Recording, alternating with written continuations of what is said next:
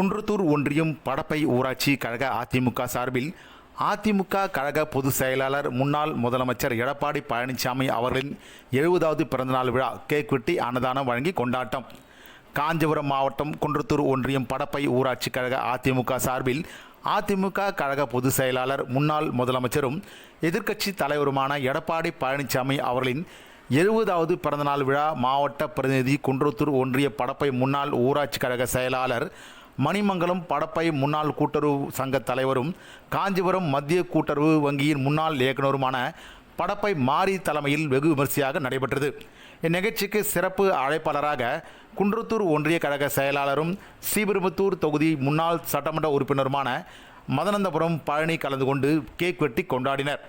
இதனைத் தொடர்ந்து ஏழை எளிய மக்கள் 500க்கும் மேற்பட்டோருக்கு அன்னதானம் வழங்கப்பட்டது. இதில் குன்றத்தூர் ஒன்றிய படப்பை ஊராட்சி கழக நிர்வாகிகள் ஏராளமானோர் கலந்து கொண்டனர்.